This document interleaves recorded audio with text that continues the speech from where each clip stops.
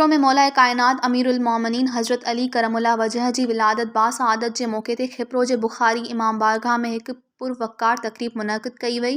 यौम विलादत मौला कायनात अमीरुल मोमिनीन हज़रत अली करमुल्लाह वजह जे मौके ते मौलवी अली गुल शेर सिकंदरी, सैयद जमाल शाह, सैयद बिलाल शाह, सैयद बाबर शाह, सैयद असगर शाह, फ़ज़ल हुसैनी ऐं ॿियनि हज़रत अली करमुल्लाह वजह जे यौम विलादत बासआदत जो केक काटियो। उन मौके ते कसीदा ख़्वान, सैयद मोहम्मद शाह, अली रज़ा जाफ़री ऐं ॿियनि मौला अली जे शान में कसीदा पढ़िया।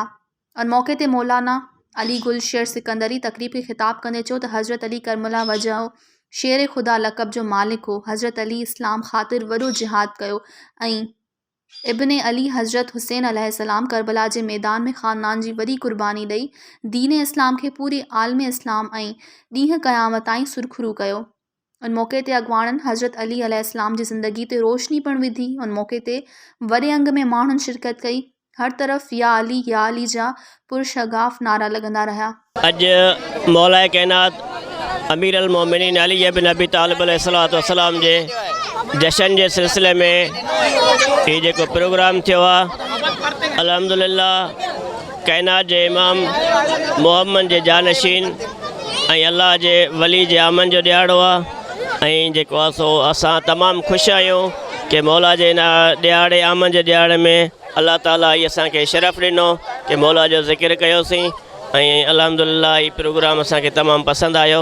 मौला जी विलादत असीं मल्हाईंदा आहियूं हर साल ऐं गरम अक़ीदत हर साल मल्हाईंदा आहियूं ऐं मल्हाईंदा रहंदासीं। जाम ख़ुशी आहे अॼु असां हिते प्रोग्राम मुनक़िद कयो, केक कटियोसीं, मौला जे जशन जो प्रोग्राम कयोसीं, सॼा मौला ई आया हुआ। असां इंशाअल्लाह हीअ ॾींहुं क़यामत ताईं प्रोग्राम थींदा रहंदा।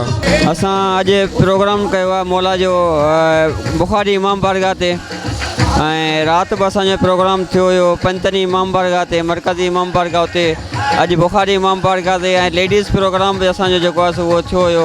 इंशाअल्लाह इहे प्रोग्राम असां हर साल मल्हाईंदा आया आहियूं ऐं मल्हाईंदा रहंदासीं इंशाअल्लाह। मौला अमीरुल मोमिनीन जो जनम जो ॾींहुं आहे, इन मौके ते असां आलम इस्लाम खे पूरी दुनिया खे मुबारकबाद पेश कयूं था।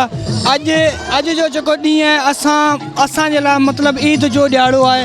इन मौके ते मुख़्तलिफ़ जॻहियुनि ते हर पंहिंजे केक कटे मौला जे अक़ीदत में मौला जा केक कटे ख़ुशियूं मल्हाईंदा आहियूं। जीअं त अॼु असां खिप्रो में बुखारी इमाम बारगाह ते ऐं मौला जो जशन कयो आहे, केक कटियो आहे ऐं असां अॻिते बि इंशाअल्लाह अहिड़ा जशन प्रोग्राम कंदा रहंदासीं। अॼु पूरे कायनात में हज़रत अली अलैहिस्सलाम जी विलादत ऐं आमद जशन मल्हायो वञे थो। असां बि बुखारी इमाम बारगाह, सैयदनि जे इमाम बारगाह ते जशन मल्हायोसीं ऐं इंशाअल्लाह हर साल मल्हाईंदासीं।